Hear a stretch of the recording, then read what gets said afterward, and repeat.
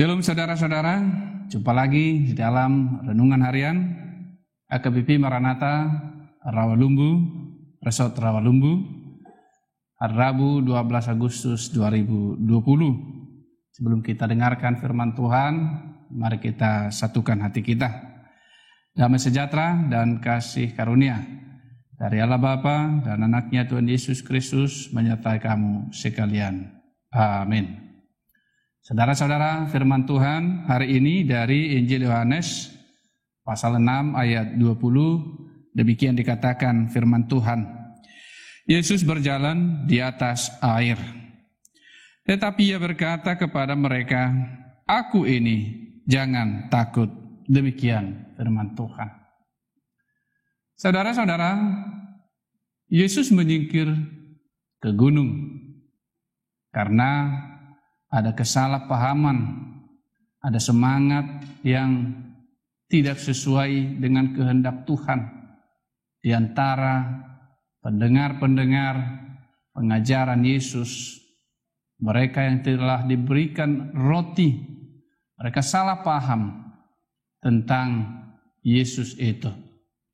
Sehingga mereka hendak memaksakan kehendak mereka dengan memaksa Yesus menjadi raja. Saudara-saudara, itulah sebabnya Yesus menyingkir ke gunung itu. Karena dia tidak ingin kehendak mereka dilaksanakan karena tidak sesuai dengan kehendak Tuhan. Mereka tidak paham bahwa kerajaan Kristus tidak sama dengan kerajaan yang di dunia ini. Oleh karena itulah murid-muridnya terlebih dahulu berangkat dengan sebuah perahu atau kapal menyeberangi danau itu. Dan Yesus tinggal sendiri di gunung itu dan kemudian menyusul mereka.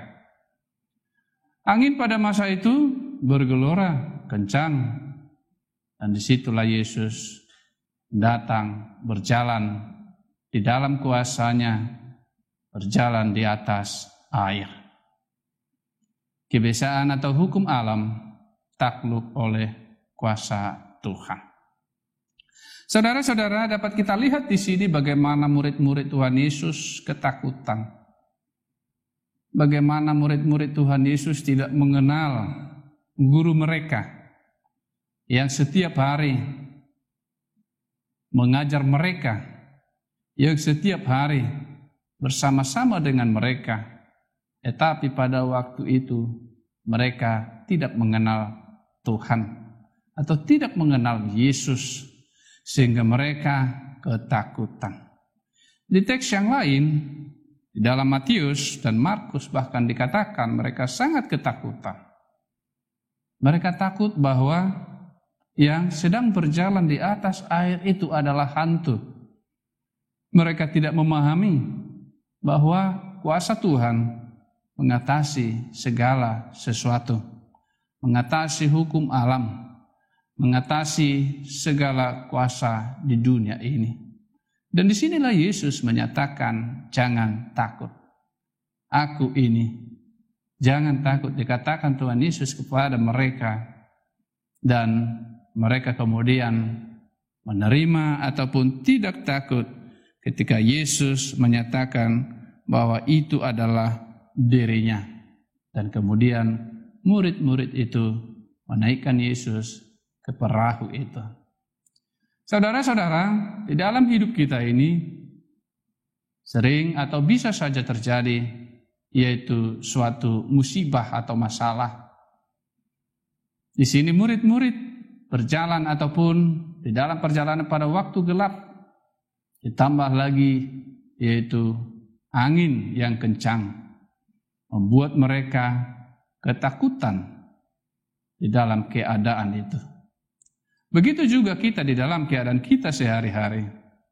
Kita bisa menjadi sangat ketakutan karena gelapnya kehidupan itu kita lihat. Karena kita tidak melihat Tuhan yang senantiasa menyertai kita. Di sini Yesus datang kepada murid-murid itu untuk menolong mereka. Tetapi murid-murid itu ketakutan. Bisa saja itu terjadi kepada kita.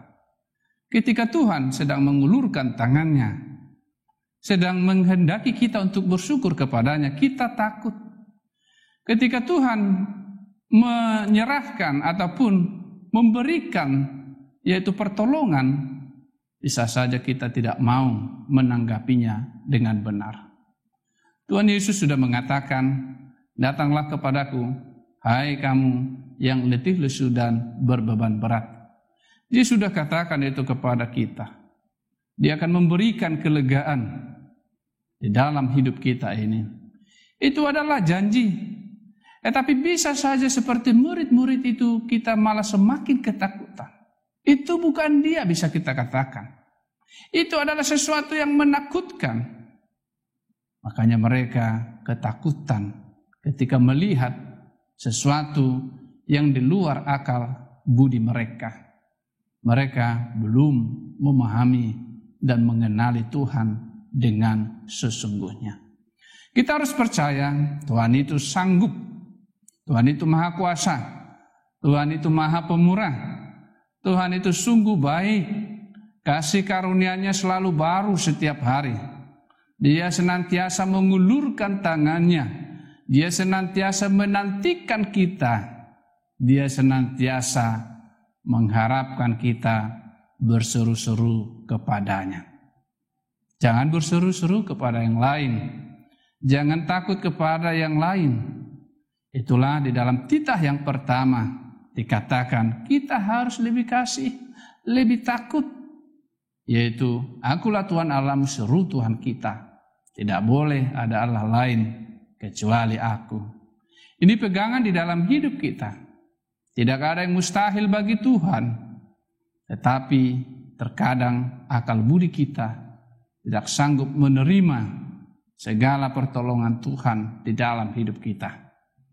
Banyak kita lihat ataupun kita saksikan di dalam Alkitab. Bagaimana orang-orang percaya, bahkan Musa yang akhirnya membiarkan ataupun membuat yaitu bangsa itu atau umat itu berjalan melewati laut itu. Itu adalah sesuatu yang mustahil. Bagaimana umat Israel berjalan di padang gurun, mereka bisa makan tanpa bekerja. Mereka bisa makan daging, mereka bisa makan mana. Itu semua adalah sesuatu yang mustahil. Demikianlah hidup kita pada saat sekarang. Tidak ada yang mustahil bagi Tuhan. Oleh karena itu, seberat apapun masalah kita, jangan takut. Ada Tuhan kita yang akan menolong, menopang, menyertai, melindungi, memberkati hidup kita. Tuhan Yesus memberkati firman-Nya. Mari kita berdoa. Bapa di sorga, segala puji syukur kami panjatkan kehadirat-Mu. Sebab Engkau sungguh baik, Engkau maha kuasa, pemurah panjang sabar di dalam kehidupan kami ini. Oleh karena itu Tuhan, kami berdoa kepada setiap jemaat-Mu untuk berani di dalam kehidupannya bersaksi bahwa Engkau sanggup melakukan yang terbaik dalam hidup kami. Tiada mustahil bagimu Tuhan. Biarlah Tuhan, yaitu pelayanan ataupun pekerjaan kami untuk kemuliaan Tuhan. Dalam Yesus Kristus Tuhan kami berdoa kepadamu. Amin. Kiranya kasih karena Tuhan Yesus Kristus dan Allah Bapa dan persekutuan Roh Kudus menyertai kamu sekalian. Amin.